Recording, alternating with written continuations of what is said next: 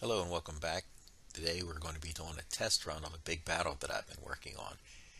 I don't quite have everything ready that I wanted, but my nephews were visiting and we let them run through. So we have 6,000 point armies and new commanders.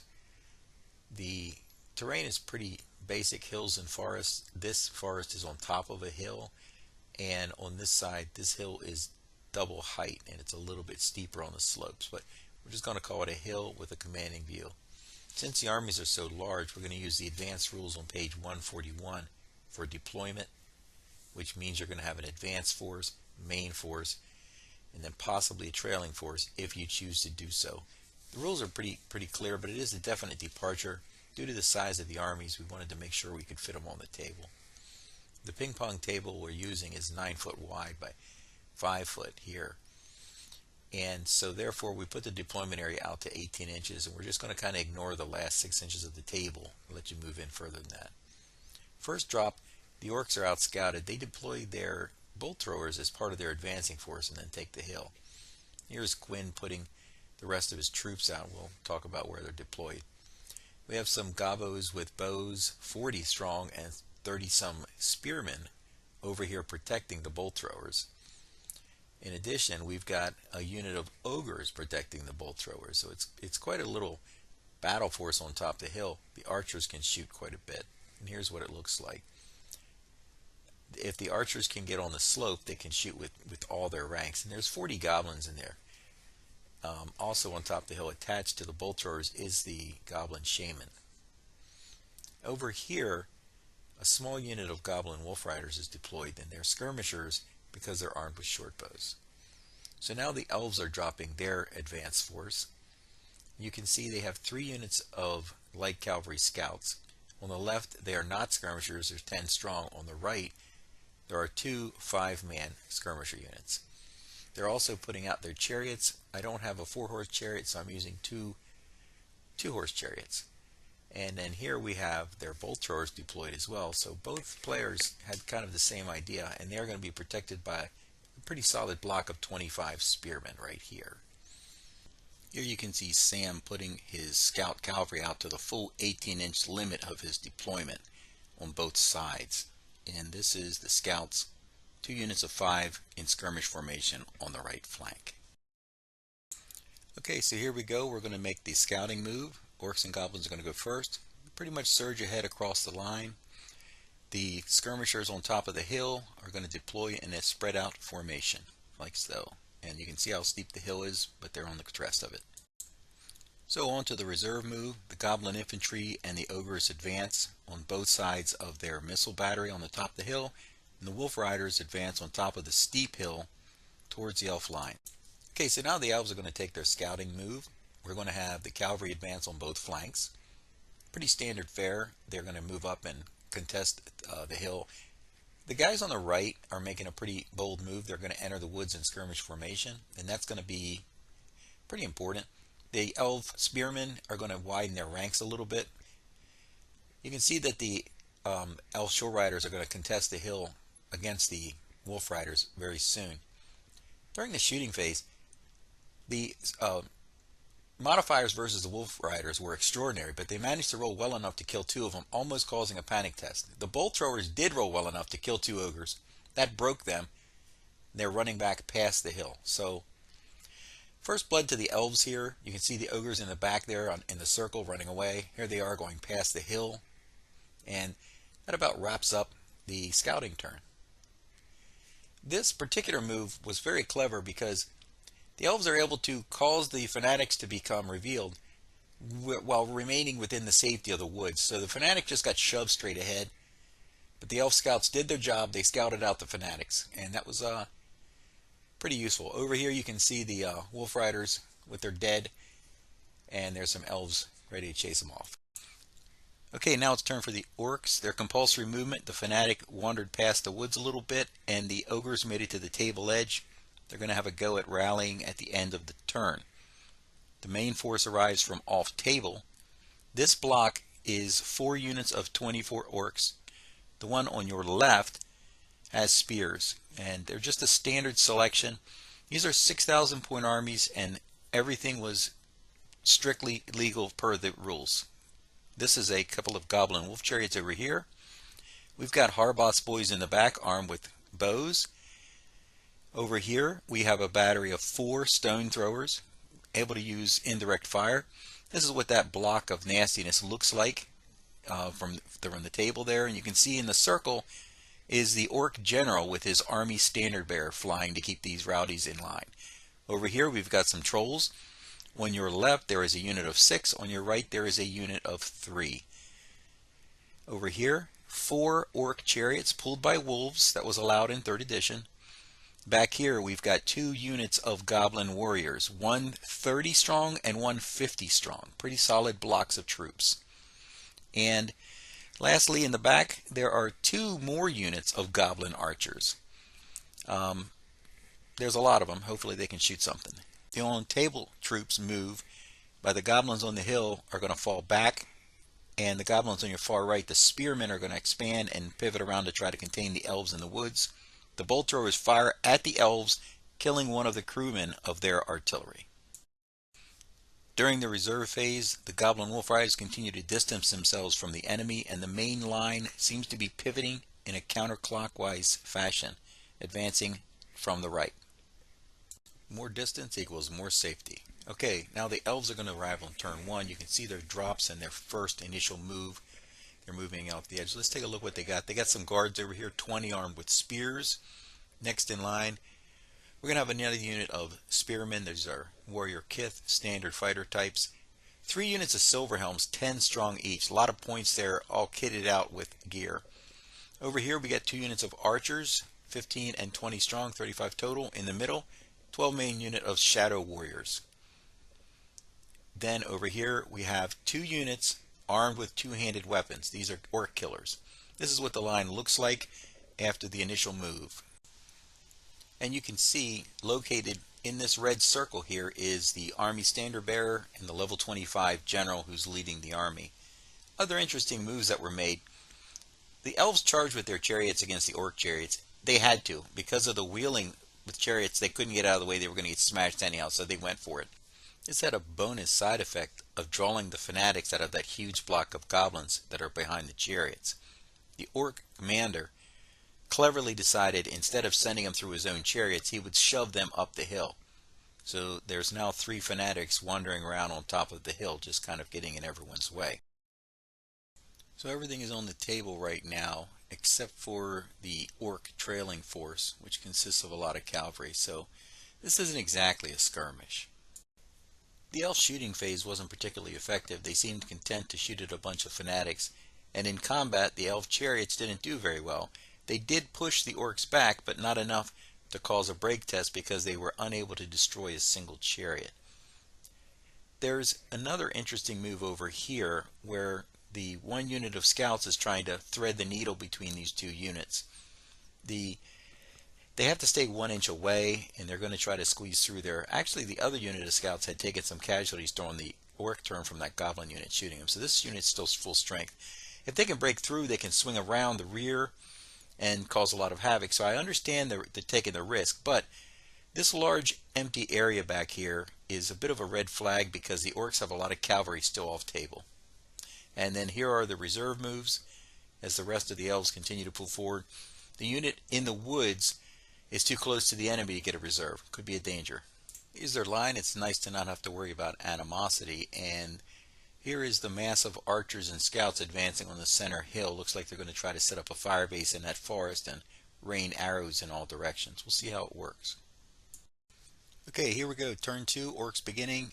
I did want to take more pictures, but things got a little exciting.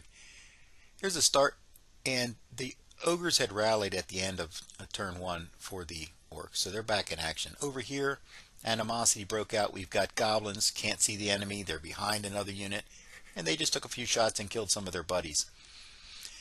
Orc and goblin army, you can get rid of animosity by clever placement of characters, and even though that this particular guy is the second in command, he's the sub-general, it was still a bad roll, and they lost control when they shot their own friends. So here we go.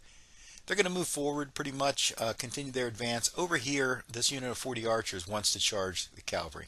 You can see it's too much of an angle. They're not going to be able to wheel. It's going to be essentially a broken charge. They're going to be charging at too much of an angle, so they're going to count as unformed. If they lose the first round of combat, they will automatically break, probably collapse that entire wing. So it's a pretty risky move, but they went for it. Normally, skirmishers have to run away when they're charged, but because the chargers were unformed, we decided that they can fight unformed units. So there you go. The goblins managed to win, and the chariots are grinding away at the elf chariots and pushing them back as well. So this is pretty much the end of the combat-ish type stuff here. The orcs are making some progress. That goblin move was pretty bold. The trolls are starting to march around. Now this is the end of the reserves and the magic phase, and you can see that the elf cavalry on the right side there has taken a ton of casualties from a fireball spell. This is one of the rules that I got wrong, and I'll explain at the end. So here we go with the elves. So this is only turn 2, but a lot of exciting things are happening. First of all, take a look at the hilltop over here where this cavalry unit advances, and it triggers the release of 3 fanatics, one of which tears right through the unit. The other 2 don't make it, but they serve to block the progress of the unit. They decide not. Cavalry calls off their charge and halts, but the one fanatic does a number on them, leaving the unit very weakened, but also a lot more timid. Those fanatics scared the crap out of them. Meanwhile, we got another interesting situation happen on the extreme right side of the screen here. If you take a look over here, the elves are going to try to break this goblin unit and crack this whole flank wide open, and they're going to use a wedge charge to do that. A wedge charge is 1 rank versus 1 rank, and these are just goblins, for crying out loud, and they totally whiffed this die roll. It was epically bad, only killing 1 lousy goblin and blunting their charge completely. So now they're stuck in combat with this unit of goblins, and their dramatic charge turned out to be a complete embarrassment. Over here, during the combat phase, the orc chariots won. Another interesting decision in the game that has a big impact. And they did not follow up, because look at this juicy target, from the chariot's view. You want to be able to get that charge bonus in. And backing them up, they've got lines and lines of goblins just ready to march forward. So it was a good move not to advance. Meanwhile, the elves are looking at death on a stick coming at them. But after the reserve phase, the magician on top of the hill was close enough, and he cast Call's Cowardly Flight. The unit failed its magic save and panicked and routed over to here. So instead of being in a position to launch a dramatic charge at the beginning of their turn, they're in a position to cause all of those weak, cowardly goblin units to take panic tests. Okay, here we go. A lot of compulsory movements. A lot of interesting things happen at the beginning of an orc and goblin turn. So these chariots are going to cause panic tests on everything within 4 inches at the start of the turn. They break a couple of units, and they continue to travel back another double move towards the edge. You've got this unit of 30 that broke and ran, and then even worse is this unit of 50 that broke and ran, and this unit is not going to get a chance to rally. These guys passed. There's 2 units of 20, so they're still good to go. That flank's looking pretty bad as all those units are running. Interestingly enough, these couple of goblin skirmisher wolf riders are still there, and they're going to try to tiptoe and sneak around the elves. Back here, a unit of cavalry arrived off board as part of the trailing force for the orcs. You've got another one up here, and then a third one enters in the middle of the 2. So you can see right here there's a couple of units of boar riders here. So the left side of the orc line is really powerful. So looks like they're going to move ahead and try to square up on the elves. These 3 large blocks of infantry are squaring up for an inevitable mainline clash here. You can see the army standard bearer flying. He does a pretty interesting move with this 4th unit. Passes some complex maneuver rolls and wheels from the center and refuses that flank because it looks pretty bad. These trolls tried to charge the chariot and failed to charge, so they're now unformed. They didn't make it. They're too much of a distance. The catapults back here get ranged in pretty well and destroy the elf chariot and a couple of the cavalry over there. The bolt throwers do not hit, so they got a problem with these knights in front of them. They tried to charge with these 2 goblin chariots, but they failed their fear test and they wouldn't close. So they just kind of clunked out right there. Over here, this fight is getting pretty interesting. Just shows you some of the tactical decisions you got to make. So this is what it kind of looked like. You know, you got masses of goblins versus some elves, and in this case, the elves managed to win. They pushed the goblins back, and they elected not to follow up. It was actually a good move. Their turn is next time. They'll be able to try the wedge move because they'll have the charge next time. They'll have tons of pluses, and hopefully they won't whiff the die rolls again. Unfortunately, right up on the hill is Mighty Mouth the Wizard, and he just lets go with a massive fireball and wipes them out. The entire regiment was killed to the man. The fireball doesn't allow armor save. So that was a nice way for the orcs to end their turn. And as a bonus, they rallied the unit of chariots.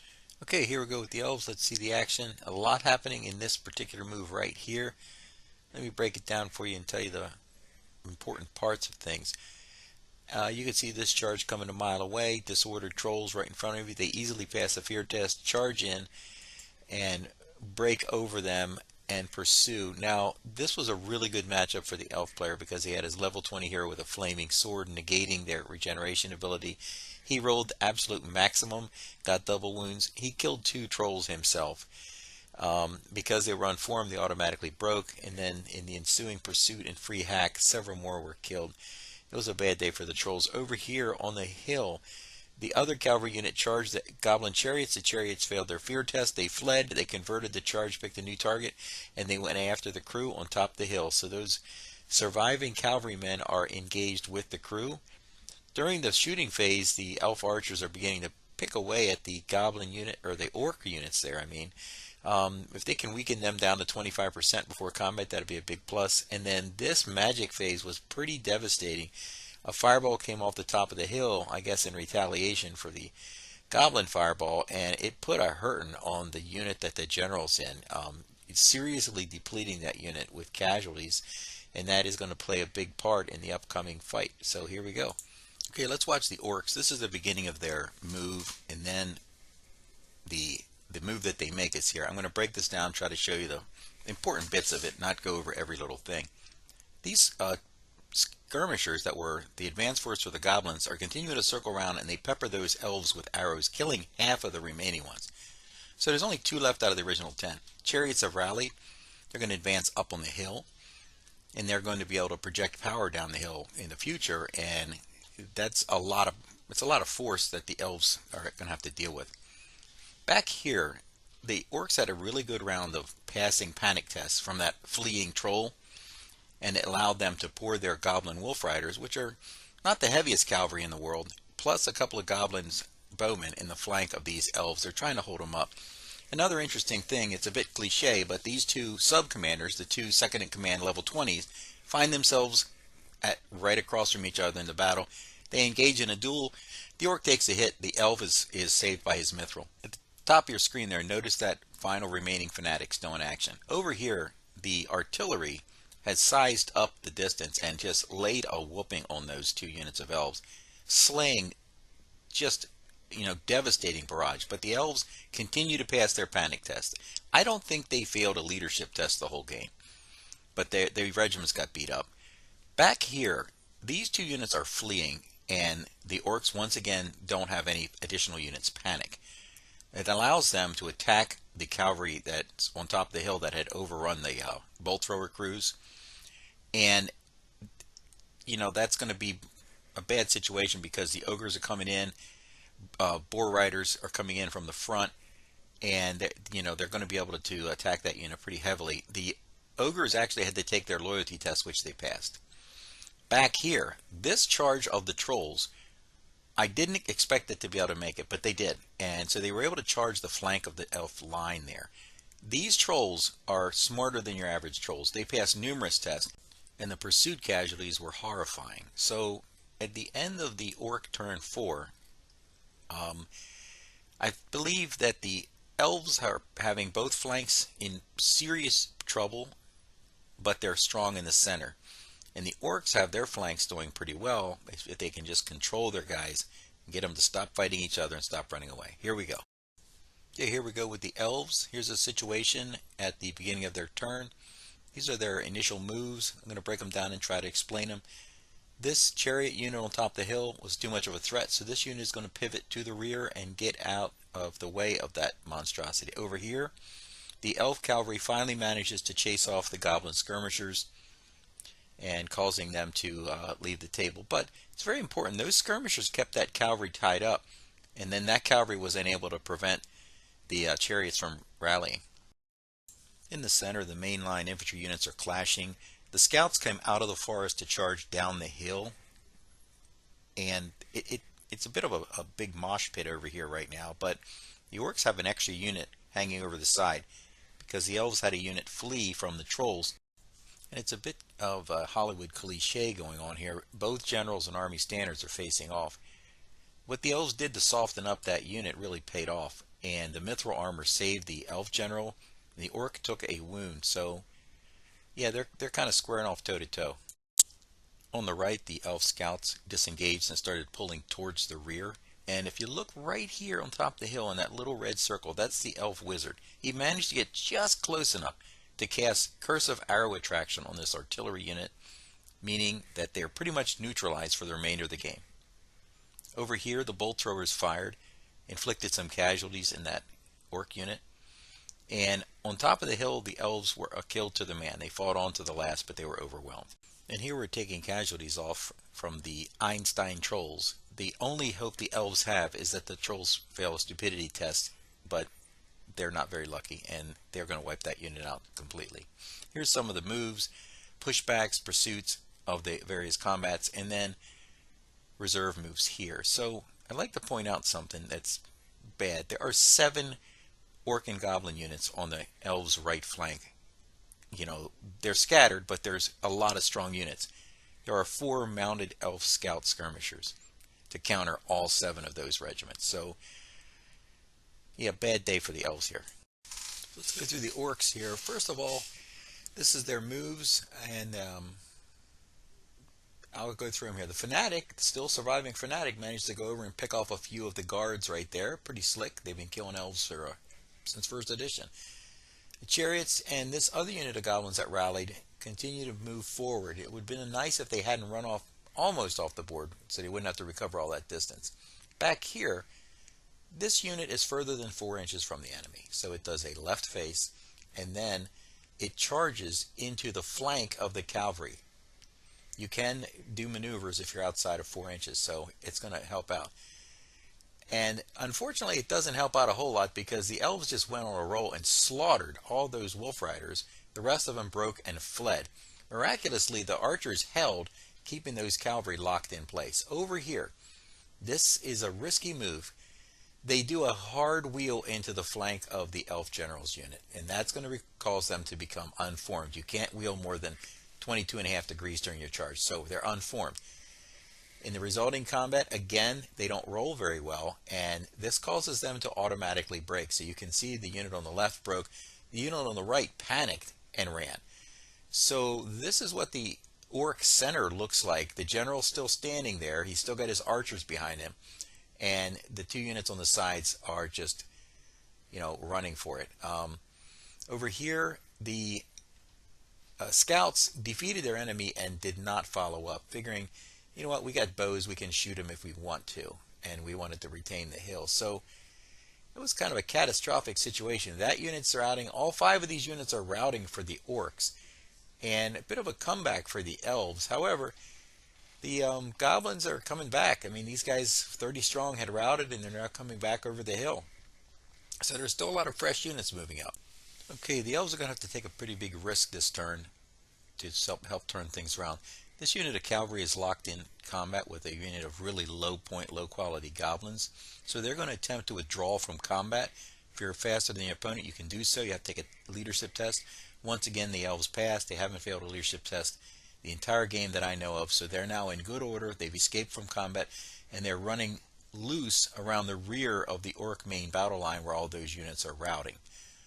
So that was pretty good. Over here, these units want to stay outside the charge range of that chariot, and they continue to fall back, take up a position. That unit had to pass through the Fanatic, but luckily they only took another single loss from that.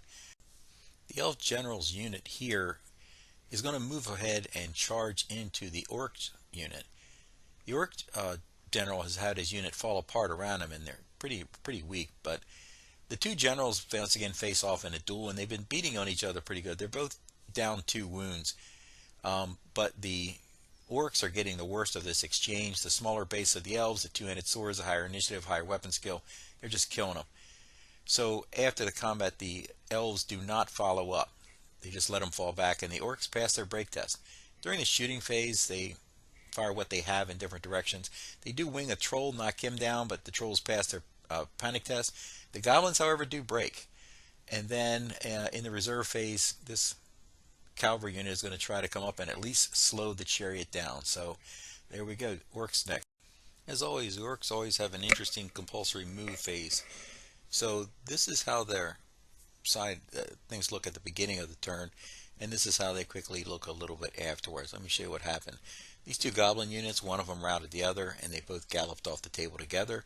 These two units made it to the table's edge, and they're gone, so that's 4 units gone right there.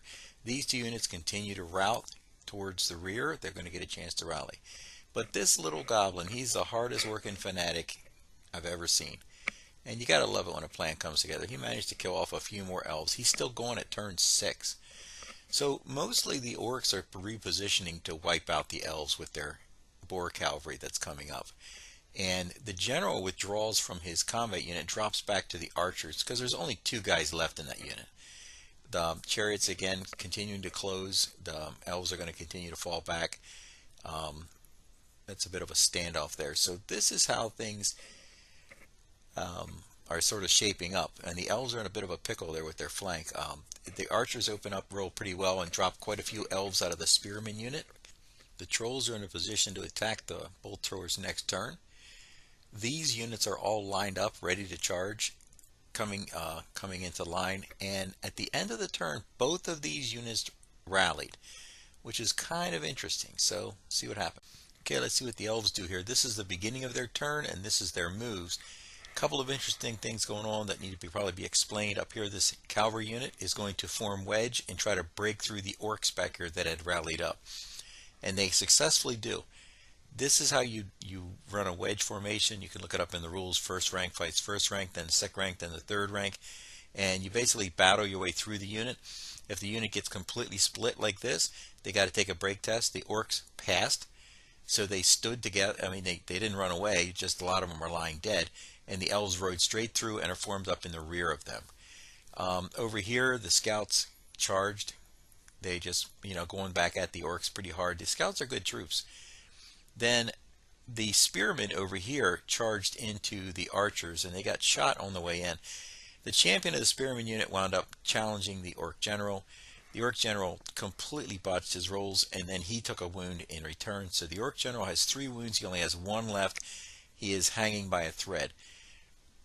The elf general forms square with his unit of 2-handed weapon troops over here, and this is going to form a tar pit, and it's going to prevent any of those boar rider cavalry units from doing very much damage. And I think because of this move, this cavalry unit breaking through, taking no losses, and completely surrounding the orc general, the fact that the orc general only has 1 wound left, the fact that he's the last surviving orc character, and the elves have all their characters still on the table, I think that this is going to be an elf victory. So we're going to call the game, but it definitely was a costly victory for the elves, and I think it could have went either way.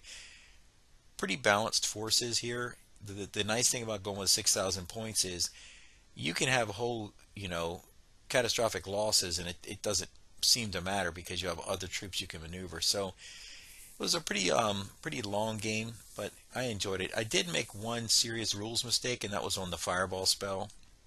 When it says you can cast 1 fireball per level, I thought it meant character level. What it meant was magic level. So we had both wizards with a fireball, and both were sending too many fireballs out. But other than that, I think we got the rules pretty good. So thanks for watching, and I hope you're enjoying Warhammer 3rd Edition.